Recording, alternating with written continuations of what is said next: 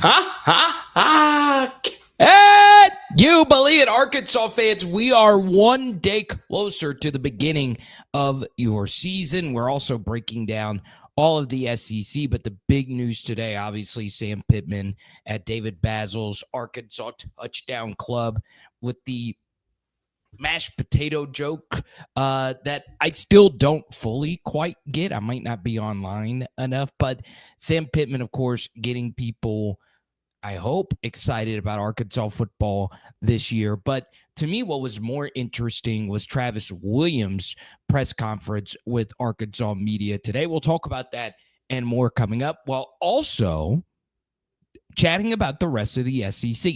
So I want to talk about not only Sam, but the Arkansas offense going into next year. So the thing that I wanted to be crystal clear in my Omega Blake film review is that I do believe Taylon Green will find a guy that he just wants to pepper with targets more than anyone else going into next year. And I totally understand that, but that's not really what you want from him next year. You want a more well spread out attack, if you will. You want to see more guys get more touches. So this past year, a guy like Andrew Armstrong had 15 more targets than anyone else in the SEC, despite playing one fewer game and honestly 2 fewer games than everyone else that was in the top 10. So for me, when I look at this Arkansas offense and hearing what I heard in recent scrimmages, you could see a more well-rounded offensive attack next year where Arkansas is in a spot that where they feel as if they are going to at least work all the receivers in this offense. So really excited about the show. Obviously, we have Kyle Sutherland coming up here in just a moment, one of my favorite Arkansas writers of hogbeat.com. All right, next thing, as far as this Arkansas running game is concerned going into next year, everyone's making this the Mike Washington show. I do think it'll be a good timeshare. Obviously, you look at a guy like Braylon Russell, who to me very well could lead this team in rushing yards, at the very least rushing touchdowns when they get down into the red zone. But the thing I just keep going back to is, this Arkansas offense with Bobby Petrino is going to, at the very least, be good. But on the other side of that is, can Travis Williams do his best coaching job since he's been at Arkansas and make this defense into something that you love and respect? I do think the Nico Davalier loss is one that might be a little bit bigger than one would think. Obviously, him going out to UCLA, but I'm still really high on Quincy Rhodes. I'm still also in a spot where this Arkansas rushing defense, maybe they are good. I do think this will be one of the weirder Arkansas defenses. The thing that I do like about that front is they do have size. It's not the deepest group, obviously, but I think the Solly kid from BYU is very interesting. If Ian Gefford could be healthy, that is a big dude. So they do have size. It just comes down to, can they actually hold up? Can they actually play at the level you want them to play? And on top of that I think is very critical when you look at this Arkansas defense, can they avoid just disaster games? The Ole Miss game was a huge disappointment. Now, I understand that's Lane Kiffin, but you had the big news of Trey Harris not playing in that game, and they still put up 60-plus points where their number 3 wide receiver had the best game of his career versus you. So, if you're T. Will, can you avoid those types of games? Because in particular, versus the better passing offenses, Arkansas had their issues, and they had big issues versus quarterbacks who can actually throw. That doesn't include Quinn Ewers, because Quinn Ewers was not that great. But the elite passers, a guy like Garrett Nussmeier, who you have to face again this next year, he's still on your schedule. last year Jackson Dart was on your schedule, and they both had arguably their best games of the season. Definitely Jackson Dart did. And efficiency-wise, when it comes to the volatility of Garrett Nussmeier's game, he was probably his most solid. It wasn't, to me, his best game, but it was definitely one that didn't have the backbreaking interception that Garrett Nussmeier has a tendency to do. But, one thing, and I keep going back to this to Arkansas fans, you play so many first-year starters at quarterback. And I understand we're sitting at 5.5 and we're looking to see. I know some of you have blindly bet the under just for an emotional hedge going into next year, where if you do get that over, you do get that bowl game, and you can wallow in I say wallow, you could celebrate the fact that you are a bowl team. But for the Arkansas fans that think that this is going to be an 8-4 season, I could see a path, right? I honestly could, and I'm not just blowing smoke. It's interesting to get back to Sam Pittman. I normally like this to just be information. I don't want to indulge you with my personal life, if you will.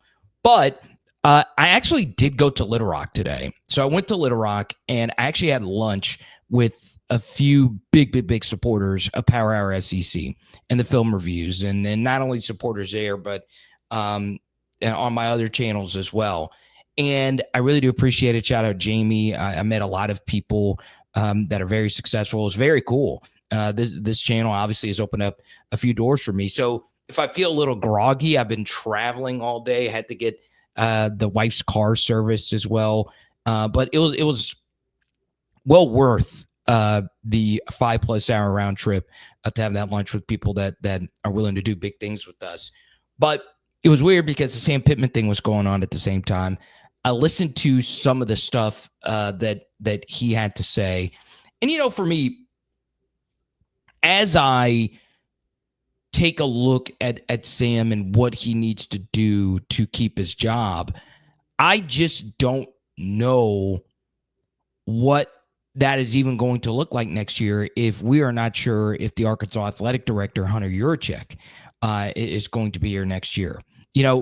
Based on what we saw a few years ago after the Missouri game, which to me was one of the ugliest Arkansas home games ever.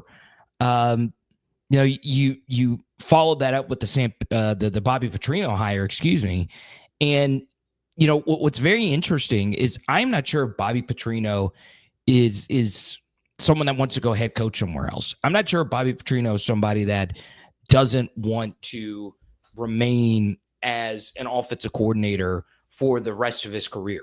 I could see a role in a world where that's what he wants to do.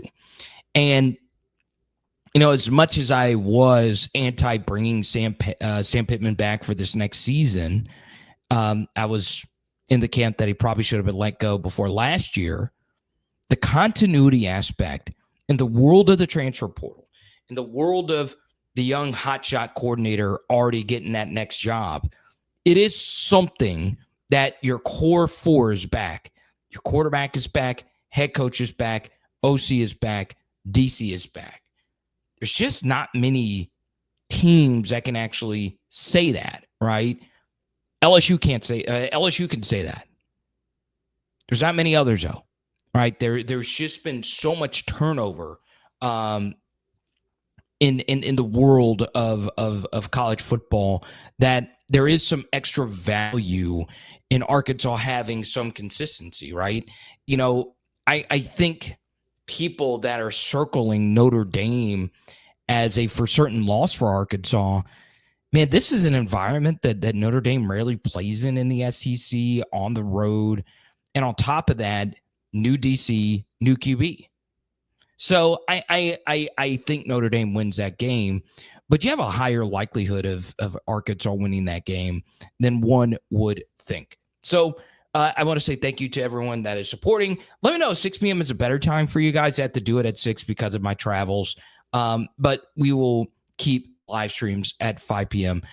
For most of the time. But if you want to do Mondays at 6, we can potentially make that work. We say hi to Patrick Church. Russell, what's good?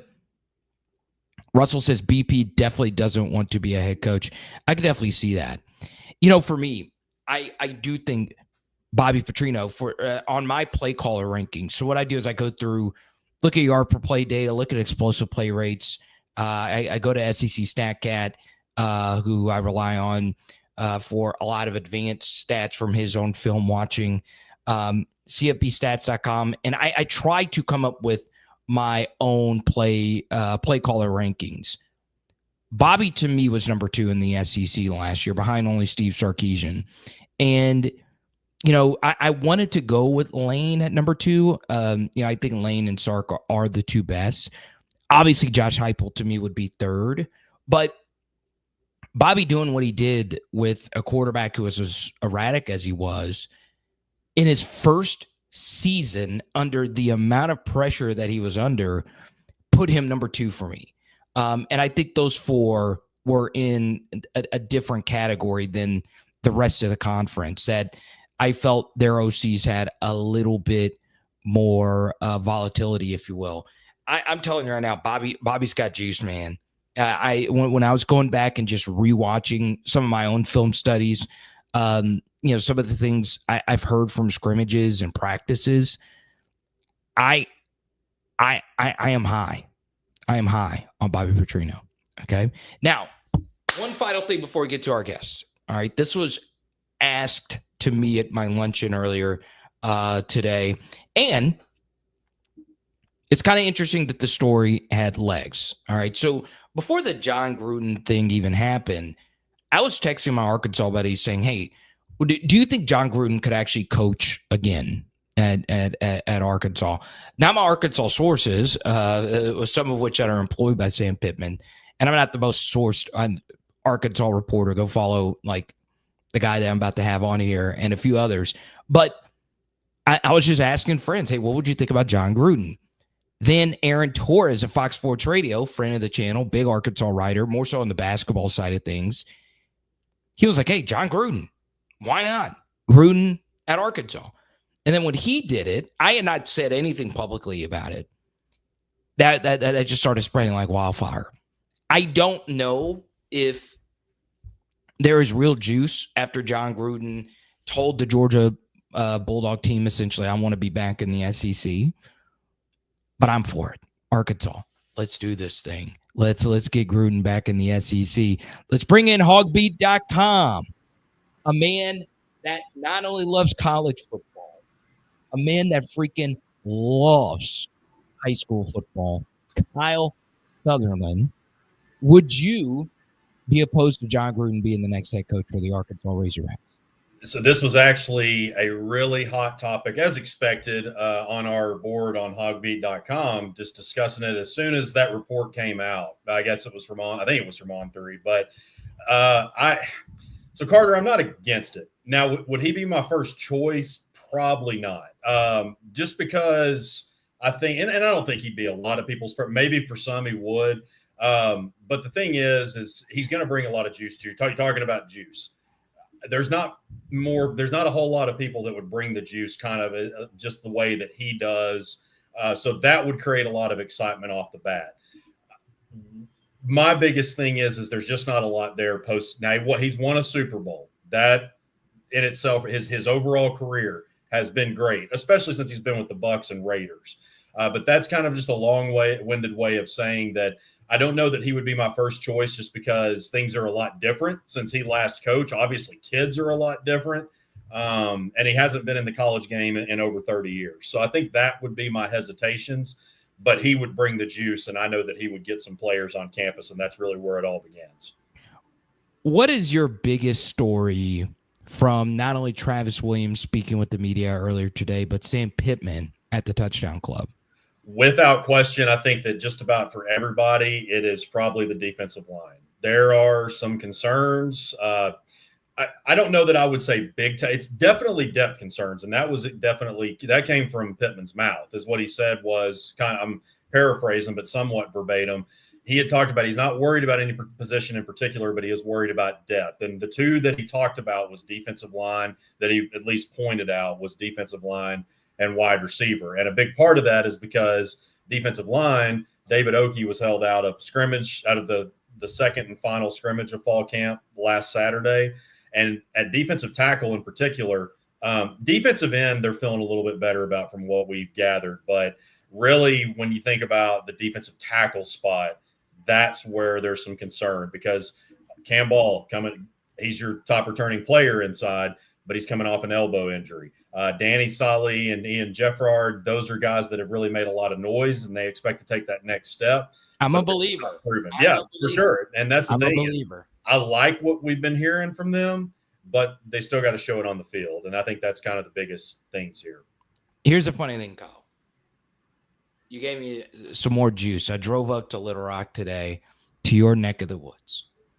And I've always said this about my football players. I like them thick. I like them. I want my football players thick. And I feel as if I know Sam is worried about the Arkansas defensive line depth. I don't care. You actually have some girth in that defensive line. Do you feel better about that this year than maybe in years past? As a whole, not just on the defensive line, as a whole, I feel better about it. Especially where I really feel good about size is we're talking about all kinds of size here. I don't know where this is going, but the defensive back, the secondary is exactly where I probably feel the most about as far as just having guys over. Now, from the skill level, that remains to be seen. But when you talk about depth and few guys in that secondary are under 6 foot. So you feel good about but see, where I get concerned about this is they've talked about Coach Nick Perry, the secondary coach that came in from the Seahawks, played for Nick Saban, coached for Nick Saban at Alabama. He had talked about, and we've heard it from Travis Williams and some of the coaches, they are going to want to try to play more man this year. They feel that they can play more man, which will open up, hopefully, with what they can do on the defensive line, will allow them to do that. But when you think about the defensive line, will they be able to keep the guys will they be able to keep offensive linemen from covering up linebackers? Will they be able to get enough of a pass rush in order to be able to man cover, I guess is what I'm getting at, for an extended amount of time. So you think back to the 2004, going way back here, the 2014 team under Bielema, the second one, I guess, under Bielema. You had guys like Darius Philon, Martrell Spade at linebacker, Trey Flowers. They made the secondary, which was decent, Rohan Gaines, Tevin Mitchell, guys like that, but they made them look really, really good because of what they were able to do on the front seven. So do you have guys like that right now? Maybe in a Cam Ball and maybe in a Quincy Rhodes. We'll see what happens there. But that's the biggest thing is when you talk about with what they've emphasized as far as the secondary wanting to play more man, how is that going to work out with what you're able to do on the defensive line? And I think that's probably the biggest concern most people have right now. I'm cheering for Quincy just because I want the Arkansas natives to do well. Where did Quincy play high school ball? He played at North Little Rock. Okay. Oh, well then for sure now. I love NLR. I am also a Larry Worth guy. His athleticism really jumps out. Where do you think he fits? Like I know he's been like a safety hybrid. Yeah, he's a hybrid. I mean, he's legit. Yeah. That's one thing they've talked about. He's going to come down some, and that's the thing is they talked about his versatility, and that's where it helps out so much is you have a veteran like that to where maybe some of these younger guys or guys that just aren't as familiar with the system because they brought in so many transfers. I mean, they lost a lot to the transfer portal, and they brought in a good bit. So I think that is probably the biggest thing with Larry Worth is not just him being a veteran, but the fact that he is so versatile. So it's maybe, I'm just kind of thinking out loud here. You got one guy that maybe fits in against a certain formation where you can put Larry at another spot because there's another guy that fits where he was playing better. So I think that's probably the one thing, or probably not the one thing. There's multiple things about Larry that you could point at, but just his versatility and being able to put guys at different spots is going to be the biggest thing. I have thought nonstop about backup quarterback because I have heard different things from our Arkansas folk as far as KJ Jackson is concerned. I always cheer for left-handed quarterbacks. They're few and far between. What have you heard as far as the backup QB battle is concerned? And do you think it's KJ? Well, Pittman, he doubled down again today. He said back at SEC Media Days that he feels like that their next quarterback is already on campus, talking about KJ. Yes. He talked about that today. He talked about that on Monday here at the Touchdown Club about how they feel that they don't need to get in the transfer portal. And you know, that's talking about Petrino, like you were just mentioning a second ago, Carter, is that's something that's kind of a lost art, it seems like, is QB development. Because I shouldn't say a lost art, but it's not talked about enough because it's just like, okay, well, this guy doesn't do well. He's going to hop in the portal. He's going to go try to find his next opportunity. But you think about the other, Arch Manning, for instance. That's one thing that he's been very patient on, and it's his time this season. But under Petrino, you look at Tyler Wilson, and I'm not trying to make comparisons, but you think about when Tyler Wilson came off the bench against Auburn, when Mallett had that, I think it was a concussion back in 2010. Now, the defense couldn't stop anybody. It was Cam Newton. I mean, nobody was going to stop them that day. But Cam Newton, Michael Dyer, all those guys. But Tyler Wilson came in, didn't skip a beat. Comes in 2011, just picked right back up to pretty much not. And I'm not saying he was Ryan Mallett, but had a phenomenal season. So that's where you feel the best right there. Is KJ Jackson came in as a freshman, really wasn't that heralded. I think he was pretty much a consensus 3-star, if I'm not mistaken.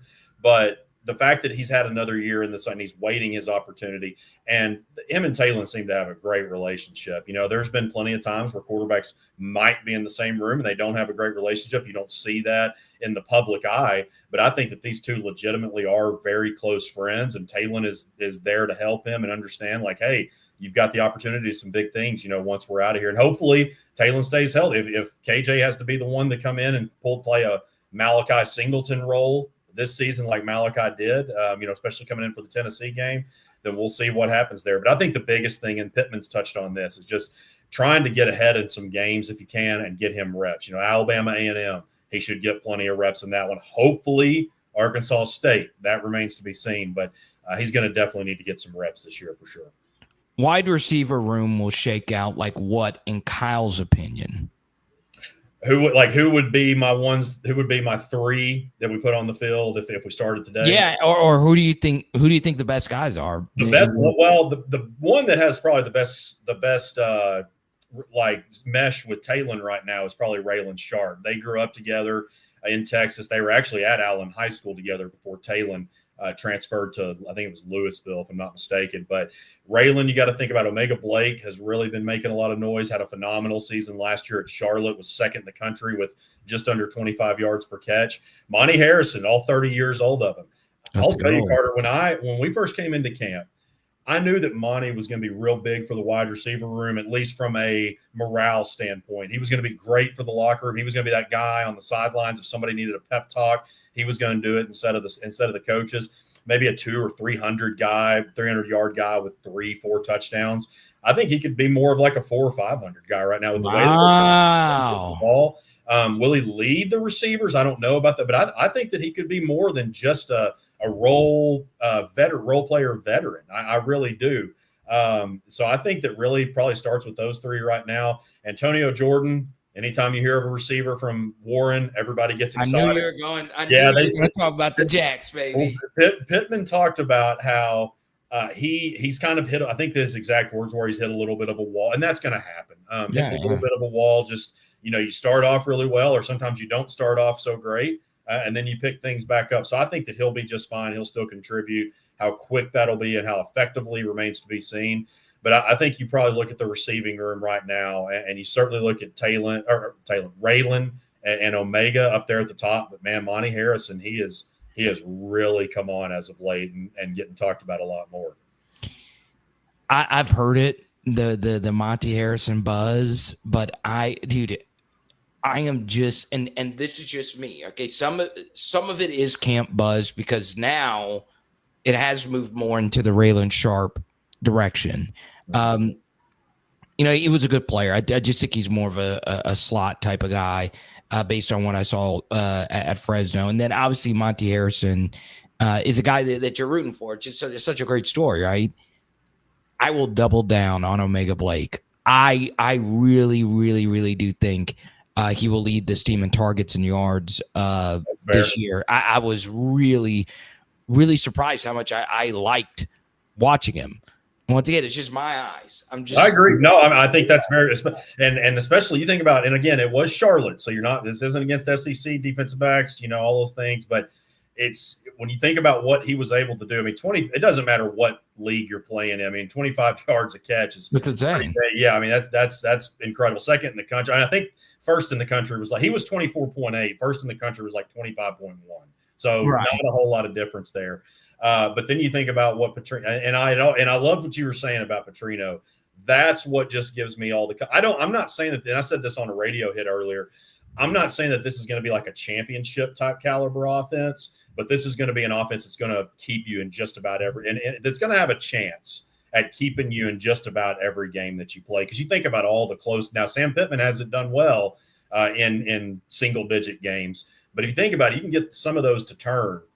There's no telling what could happen. I think that probably max regular. This has been. 6 wins to me in the regular season is really about. I'm thinking more so along the line of 5, which is kind of, I think the lines that we've been seeing are around like the 5.5 range. But that could be the difference right there. This offense could, based on what we're seeing, this offense could have to outscore some teams to win some games, just because there's so many uncertainties on defense right now. But I do believe in Bobby, especially in year 2, 100%, especially that you got your quarterback coming back that's fully healthy.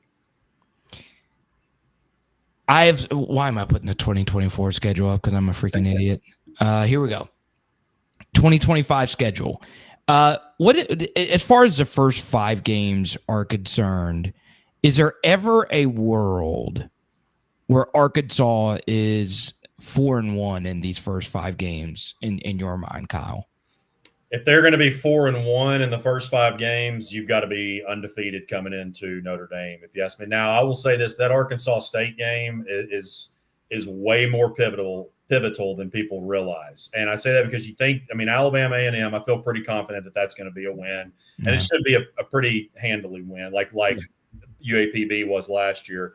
But Arkansas State's, they're going to come in hungry. I don't know if pissed off would be the word, because it's first time the game's ever been played. But look, some of these kids on this team, Jaquez Cross plays running back, kick returner, punt returner, was from Fordyce.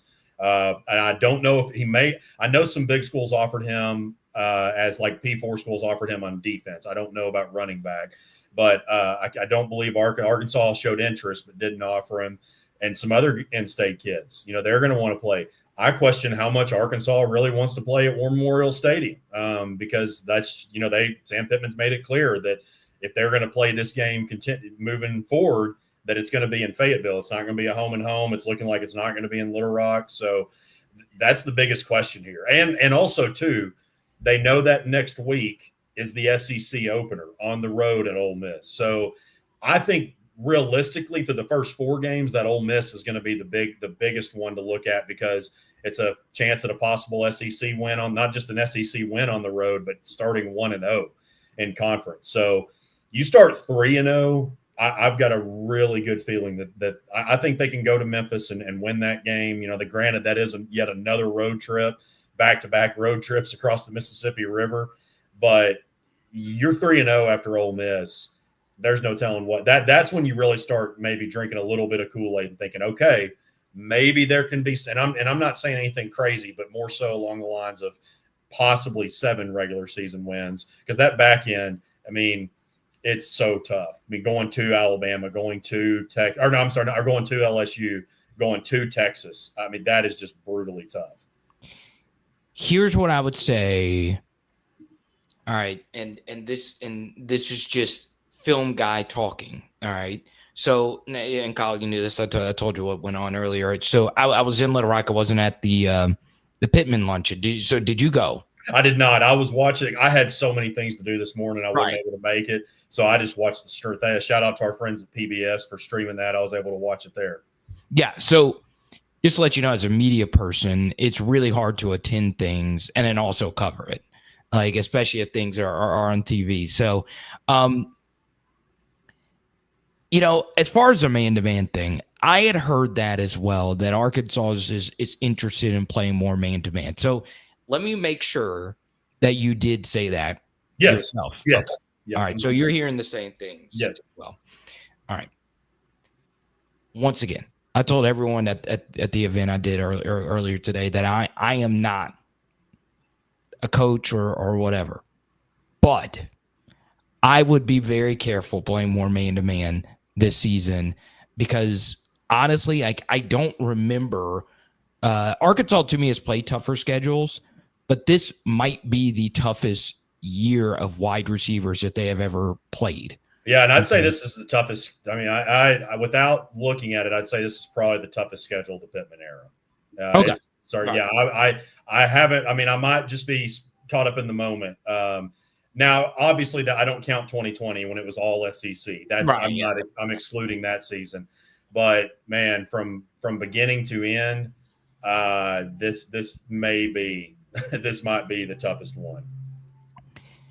And you got Ryan Wingo on that schedule, Texas. You got Auburn. This is the best wide receiver combo I think they have ever had, and they've had some good ones. Alabama's got an amazing room. I don't know. Casey Concepcion at Texas A&M. You can go on and on. If Arkansas can play man to man, like I think Ole Miss might have like the weakest set of receivers that you play, and that's scary, honestly. Because Notre Dame has Jaden Greathouse and all of it. I was thinking about this on the ride back. I was like, I don't know if that's going to work. That's what's been my concern too, and see, I've been really hesitant to get too, because man, I try to keep an open. Even when I was a kid, I try, and it was more like common to have 3, 4, 5-year guys all at the same school. I always try to keep an open mind because every season is a new year, and we know I think that's something that gets lost in this. But now in the transfer portal age, when you're bringing in 25, 30 guys per season, that's when it really is so hard to decipher. But at the same time, I'm with you. That's been my main thing, is because I keep thinking about the levels. I'm like, okay, in order to play especially when you don't have because look, let's call it what it is. There is not, and I think we could probably say this by mid-season even, there is not one elite corner or probably elite secondary player on this in this secondary. I mean, I think that's probably safe to say at this point. Some good ones, but when we're talking about elite, like I don't know that there's going to be anybody that gets all conference. I can't say that with full certainty. But I think about the coaches talking about playing more man, and then I think about defensive pressure, and I'm like, okay, maybe it'll be good. Maybe I don't. But will the linebacker, like I was saying earlier, will the linebackers get covered up before they can do anything? There's so many different things that just come to mind. Because, I mean, yeah, it is important for you to have a good pass rush if you're going to play a lot of man. So, because, to ask people to cover, especially in the SEC week in and week out, I've got a lot of concerns on defense. So no question. All right. This is a real reason I wanted you on, because I myself am diving back into the Arkansas high school football streets. Okay. And I'm excited about it. I'm excited to be pretty much from now until the end of the year at a Friday night game. And this is what you do. Yeah. Yeah. So that's what, I mean, before I became the publisher of Hog Beat, that was my full-time career and now I still do a little bit of high school stuff. Like, for instance, I'm going to call games for I previously called games for the Game of the Week on the Buzz Radio Network.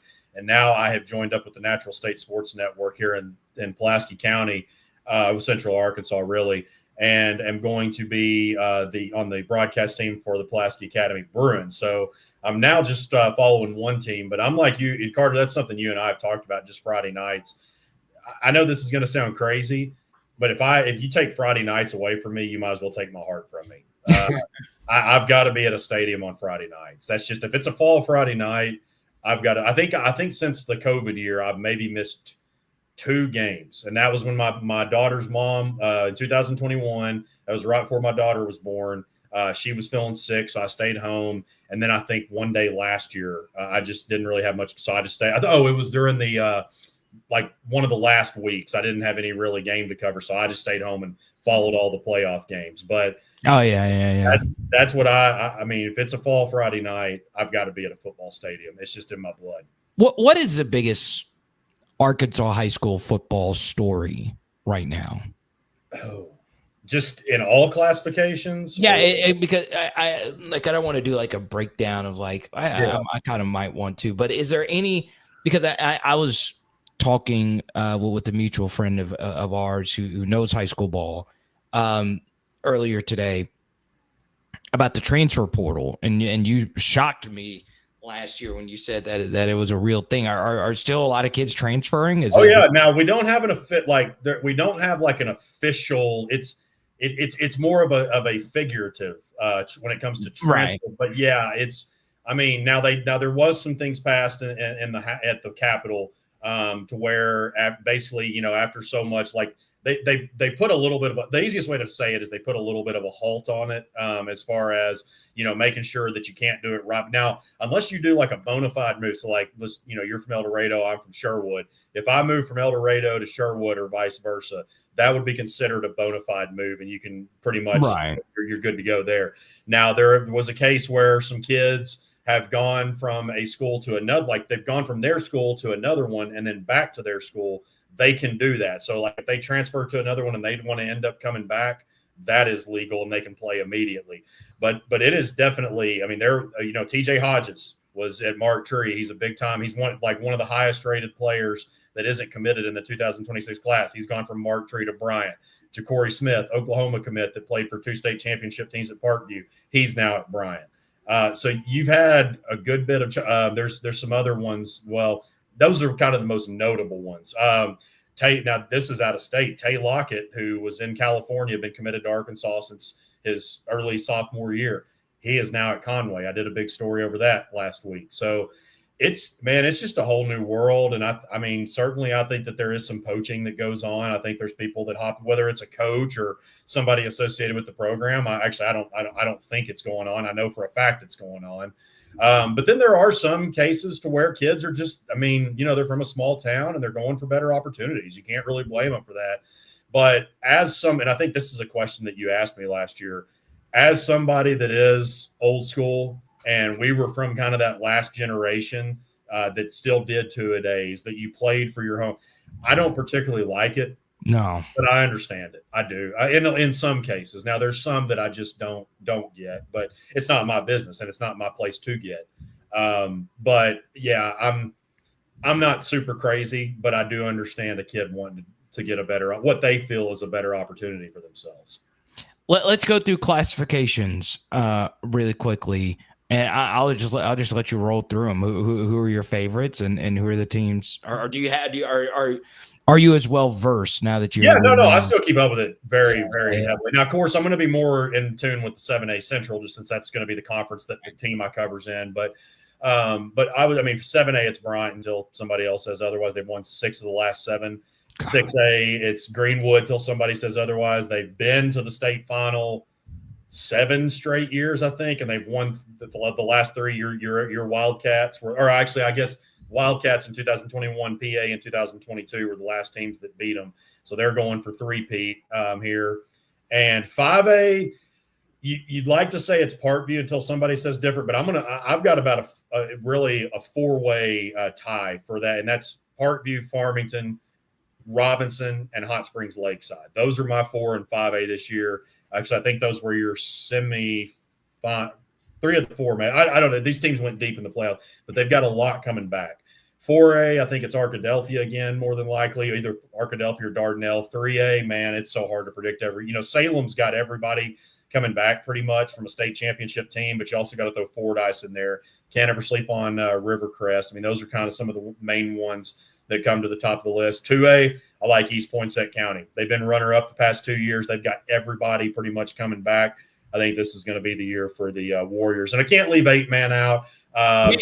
That's hard to say. Your strong Bulldogs, I say you're strong, the one strong in your area. I like your neck of the woods. They lost a lot, but they're still going to be really athletic. Midland, who was the runner-up, should still be pretty good. But I would say probably you could see a likely rematch between those two teams at 8-man. No, it's going to be the Parker's Chapel Trojans. Well, Parker's Chapel's 11-man now. They're in the 3A7. Oh, what? Yeah, we had them. Man, I really enjoyed Parker's Chapel. We love, South Arkansas. I love South Arkansas. I genuinely do. I've got, I mean, I told you, I mean, obviously I've got a long-standing friendship with you. I lived with two guys from Smackover in college. Oh, I didn't know that. I've got some great friends from down in that area. My dad's high school coach was from Smackover. But South Arkansas has been so great to us. We have such a great turnout at media days, and Parker's Chapel was one of the ones that reached it. We had Junction City drove up, Strong drove up, Hamburg, Monticello. I mean, we had some teams that drove far, and Parker's Chapel was one that came up, and I really appreciated them. They're really working hard to get that program up and running, and so thought they did a great job. Looking forward to seeing what the Trojans can do this year. I mean, I'm very invested in it. It's a Parker Chapel football. I would like to have known that they switched back. Yeah, there are three. They're in there. Oh, who's that conference? I think it's not easy. I think that's the one, Bismarck, Prescott. So they've got some heavy hitters in there for sure. So I am going to call my PC folks and be like, y'all needed to ask me first before you go back to the 11-man streets. I'm excited about that. Yeah, I expect them to, there's going to be some rough patches, I expect. But God. But that town seems really excited. And that's the thing, man. That's where it all starts. I mean, you got to get people excited about your program before you're really going to build on it. And I think that there is some excitement there. Let's go. The John Gross complex is going to be lit. Let's go 11-man. For you, as we close, we appreciate you and your busy schedule for all. Yeah, man, absolutely. Take a time out. Check out hogbeat.com, all that good stuff.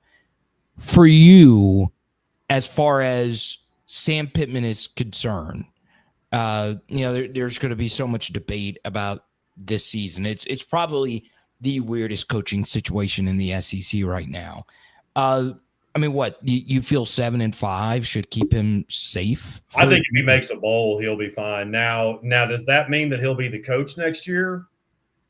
I mean, the fan base is going to be pretty look. The thing is regardless of how much you break down the scenario, he's the only coach in Arkansas history to win his first 3 bowl games. Now he's been invited to 4. Of course, 2020 they had to call it off against TCU. A lot of teams had to do that, obviously, but. But I will say this: if he makes a bowl, I mean, it's kind of hard to fire him. Now, was that where the expectation should be set at another Liberty Bowl? I mean, that's up for debate. But I don't know if he'll be the coach next year or not. But I do think if he makes a bowl game, that'll keep him from at least getting fired. I do feel pretty confident in that. You know what? I know it's just useless, fodder, if you will, but short form, what the Outkick guy said about the Arkansas traditions. I've still not even watched the full clip of it. What did they say? I'm sure he's. Oh, I admit it, man. I'll be honest with you. I don't that kind of stuff. I mean, I might just skim through it. And look, it's going to be that kind of stuff is going to be really hot debate right now. But I think it was saying wasn't it the Woo Pig Suey that was? I didn't watch it. Yeah. I'm kind of out of I saw it when I was scrolling. But that kind of stuff, man, there's already so much stuff out there. I try not to fill my mind. Dude, I freaking love the Woo Pig. Yeah. I do. I like the fact that it's unique, right? Yeah. And it's something crazy that everybody does with a lot of energy, right? Yeah. And I like the fact that you can make fun of it. It's kind of like the A&M yell leaders, male cheerleaders, and the midnight yell and all that stuff. Yeah, I think it's weird, but I like weird. College football is weird. So to say that a school like Arkansas has bad traditions and not say anything about Missouri, which is the 50th millionth Tiger mascot out there, and you're always going to be the 3rd Tiger in the SEC.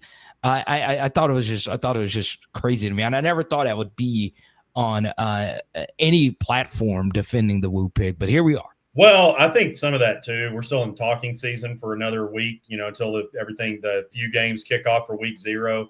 And I think that national analysts in particular have figured out that Arkansas fans are going to react to things. They're going to generate impressions. So not that that's a bad thing. I mean, it is what it is. but they know that impressions are going to be generated. So, I'll tell you though, Carter, and you know this too. I mean, being like with LSU and all that, like if you're not a Razorback fan, people don't like the hog call. Like when I was in San Antonio, I went Arkansas and Texas were playing in a midweek baseball series, and I went to one of the games. And of course, I'm one of the few hog fans in the call, and there was a 60-something-year-old dude wanting to fight me just because I was doing. I mean, Arkansas kicked their ass. It was like 16-1. They killed them in that game, and so we're doing the hog call a lot. And this guy like legit wanted to fight me, and I got to, I maybe had a pop or two, and so I was ready to go after a few comments. So, but no, I mean, it's that's what you love about college football and sports in general, just that kind of stuff. But yeah, it's especially the time of year. I'm not shocked that the woo pig or anything like that was poo-pooed on. But then again, I think that's what it was because, like I said, I haven't even seen the full clip either. Yeah, I have to go watch it, but everyone needs to go to hogbeat.com. I appreciate you taking a bet on yourself to chase your dreams of doing the Arkansas media thing while also doing the high school thing. I'll be relying on your high school brain as I get back into the booth here to get ready for the season of Wildcat football. Kyle, I appreciate you, and we'll talk soon, brother. Absolutely, man. Anytime. Always good hopping on. How about them hogs, son? Go to hogbeat.com. Now, a few more things. I'm really sorry. I feel like I'm always so harsh on myself when I do streams. I feel like I let myself now because I felt like at the beginning of the stream, I was tired from driving all day. I don't feel like I gave you a gazillion 1,000% of my soul, but I always give it my hardest. But I feel like I could have given you 10% more, which is why at the end of this, I want to talk a little bit more about Arkansas. This is a great state. I know it gets absolutely positively just destroyed nonstop. That the state just, it's an armpit. It's the worst college football state in terms of per capita talent, maybe in the SEC. And then on top of that, people just make fun of all the small towns in Arkansas. And as someone that spent a good bit of time in small towns in Arkansas and in the bigger ones like Little Rock and Fayetteville in particular, it's a great state. It's a great state. Okay. Not as good as Louisiana, but it's a great state. It is a great, great, great state. And there are great people here. So appreciate each and every one of you for supporting the channel. And there is a special way for you to support us now. There are memberships, right? If you want to join, I will do some extra film studies for members only this year. So that will be a part of I think the lowest tier is like $3.99. So if you support and you like our content, it really does go a long way. We do have some partners that support us, like Sequoia Dental in Northwest Arkansas. Book your appointment today at sequoiadental.com. But a good way for you to support us is by clicking the join the join button down there, and it'll give you a few different options. And the cool thing about the join button is that it'll give you a cool, fancy, smancy badge next to your name whenever you comment in our streams or when you comment in a video. And those will get moved to the top of the comment section. So there you go. And by the way, the first 5 people that comment, you're getting a one-on-one call with me. Well, not comment, but join. You're getting a one-on-one call with me, and we'll talk Arkansas football and anything under the sun in your life. Okay. Special thanks to Kyle. We'll talk to you soon. It is Power Out SEC. Boom. Tonight we are doing some Carolina Gold barbecue. Let's go. Ha, ha, ha.